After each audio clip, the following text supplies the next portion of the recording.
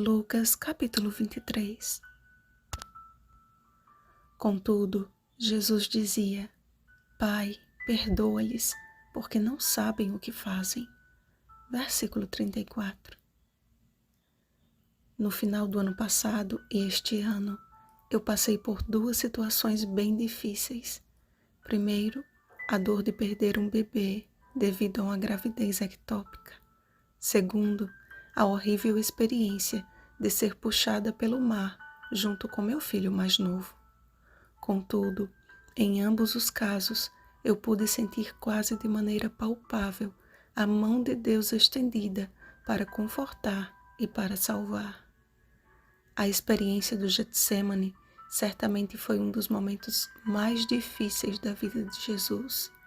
A sua agonia foi tamanha que ele suava gotas de sangue. Lucas capítulo 22, versículo 44. Ele estava prestes a beber o cálice, o qual sorveria até a última gota, como escreveu o profeta Jeremias. Porque assim me disse o Senhor, o Deus de Israel: toma da minha mão este cálice do vinho do meu furor, e darás a beber dele a todas as nações às quais eu te enviar. Jeremias capítulo 25, versículo 15. Jesus experimentou o cálice da ira de Deus, que será derramado sobre os perdidos no juízo final. Mas a sua maior angústia era a de, pela primeira vez, sentir-se separado do Pai. Jesus bebeu o cálice para que não tenhamos que bebê-lo. Ele sentiu a separação do Pai, para que nada possa nos separar do amor de Deus. Romanos capítulo 8, versículos 37 ao 38. O percurso até a cruz também não foi fácil.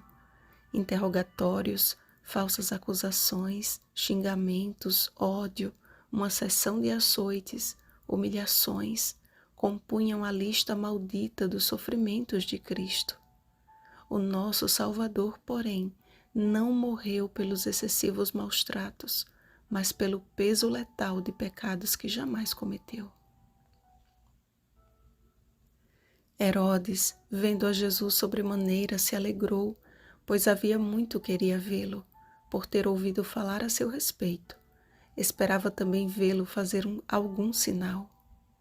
Numa tentativa de satisfazer seus caprichos, iniciou um interrogatório sem fim. Jesus, porém, nada lhe respondia. Mais uma vez, Herodes teve a oportunidade de se arrepender e usar de sua autoridade para fazer justiça, mas escolheu o mesmo caminho dos líderes de Judá, tratando a Jesus com desprezo e escarnecendo dele, fê-lo vestir-se de um manto aparatoso e o devolveu a Pilatos. Mandando matar João Batista de uma forma tão brutal depois de um pedido trivial, sua posição com relação a Jesus revelou a covardia de quem não queria se responsabilizar pelo sangue de mais um inocente. Não sabia ele que aquele precioso sangue era a sua única oportunidade de salvação, a qual ele desperdiçou. Outra vez, perante o governador romano, Jesus, ainda mais machucado, revelava um aspecto tão dócil quanto de uma ovelha ferida, e aquela cena causou uma aflição sobremodo grande no coração de Pilatos. Oprimido pelas circunstâncias, por 3 vezes declarou a inocência do silente prisioneiro. Entretanto, por 3 vezes enfrentou a fúria de uma turba incontrolável que clamava: crucifica-o, crucifica-o. De um lado, aquele que perante os homens tinha o poder nas mãos de livrar a Jesus da terrível condenação. De outro, a voz do povo que insistia com grandes gritos. Pressionado pelo clamor popular das massas enfurecidas, Pilatos decidiu atender-lhes o pedido, soltando o malfeitor e entregando Jesus à vontade deles. Dizer que a voz do povo é a voz de Deus é uma das maiores heresias que existe. Toda a Bíblia tem provado o contrário. Enquanto o mundo antediluviano zombava da pregação de Noé, dava as costas para o último chamado de Deus. Enquanto todos se entregavam à idolatria, Deus tornou Abraão um instrumento de seu poder. Elias subiu ao Monte Carmelo num desafio contra 850 profetas idólatras. E adivinha só quem prevaleceu? Enquanto todos os povos se prostravam diante da imponente estátua de Nabucodonosor, apenas 3 jovens hebreus se recusavam a fazê-lo. No fim, foram as multidões dos povos ou aqueles 3 rapazes fiéis que provaram estar com a razão? A Bíblia chama de restante os fiéis dos últimos dias.